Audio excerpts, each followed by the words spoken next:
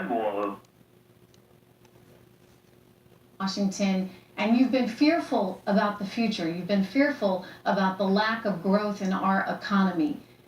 How do you think that changes now with him in office? Well, I think to begin with, business is really afraid to invest. The average CEO, on the one hand, he invests and he's up against the wall of, which I think in certain cases are absurd regulations, such as the EPA with this RIN program. It's completely insane. I mean, they want refineries to guarantee RINs to be obligated. To be obligated to blend a certain amount of ethanol. Well, nobody will buy the refineries blended gasoline to begin with. And two, even if they would, the blend wall of, if you will, what they demand that you must produce in ethanol. So there's, making it the energy industry. Is over what the country can use. So you got almost a bit of an Alice in Wonderland quality in this. And this is why business is afraid to invest.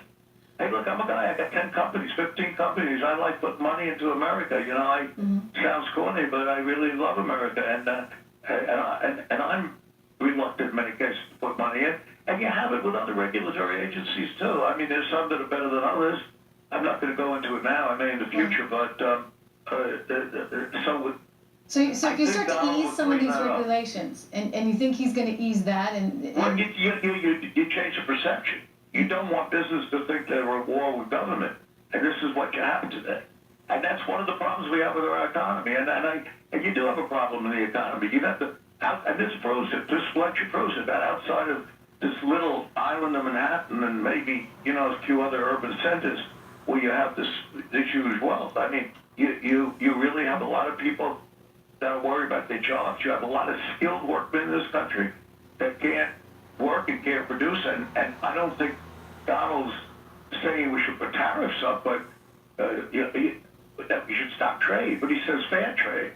And fair trade means that in many cases when you're dealing with some of these foreign countries, China and India, I mean, we can't export to them. They have these huge tariffs up on oversupplying, and we do not demand tariffs from them. And so in other words, who wins? In that case, it's the global investor, the people with capital invest, and the worker who winds up losing his or her job in the meantime is just the byproduct, effectively, of globalization? Well, the byproduct really is, number one, our economy is being held up at the Federal Reserve.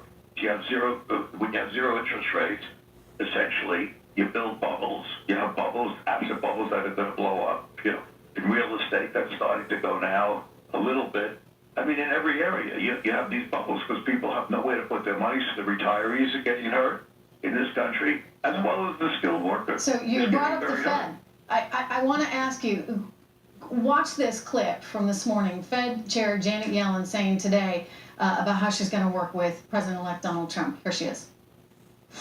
I was confirmed by the Senate to a 4-year term, which ends at the end of January of 2018, and it is fully my intention to serve out that term. Okay, so she's saying she's going to stick around. What are your thoughts on Janet Yellen, and how do you think she's going to be received by Donald Trump in light of this overly aggressive Fed dimension? I think Janet Yellen has done what she could to try to hold up this economy, but I think they should have raised interest rates a year ago. And if they did that, I think that the government would have to take on more obligation, do more fiscal stimulus. You can't just have a Federal Reserve holding up this government, the economy for this long. That's my opinion. Do you think she raises in December, Carl? Well, I hope so.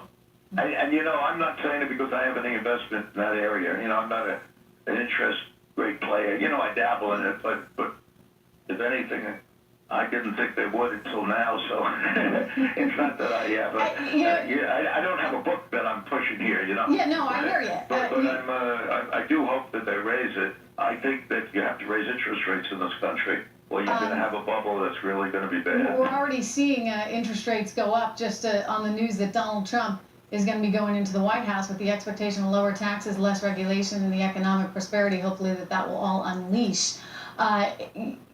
What's your thought on the market right now? I'm looking right now, we're up about 3 points on the Dow, so pretty much hugging the flat line, but we've been hitting new highs. We're definitely looking at 19,000 within sight, Carl.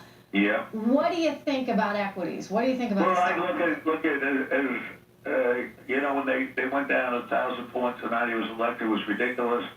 And I bought stock then. Not that I'm so smart at trading. I'm not a trader really, but now I think it's run ahead of itself somewhat. But you know, no one can pick the market. I mean, it's almost a ridiculous. It's ahead of itself? What, they got overly optimistic and they just kind of need to wait and see? Yeah, I think so. But you know, I think look, Donald's got to do some stuff that's going to be tough, and there are going to be bumps along the road. I don't think anybody would doubt that. So you're going to see bumps. You're going to see criticism and questions, but if Donald does what he says, which he should, you're going to see that. But you have to do that, and it's going to be tough. And if the great presidents were able to say, I don't give a damn what you say, I'm doing what I do, and I hope Donald surrounds himself with loyalists that are going to be on his team and gets it done. And I think he has the personality and the intelligence to do it. Yeah, you guys actually remind me a lot of each other in some ways. Yeah, in some ways. You're your own man, and I mean that in a positive way. All right, Carl. No, I think there's some truth to that. You know, we stand up against the establishment somewhat. Yeah. Yeah, Carl, always a pleasure to talk to you, sir. Okay. We're going to take a quick break, and we'll be right back with more.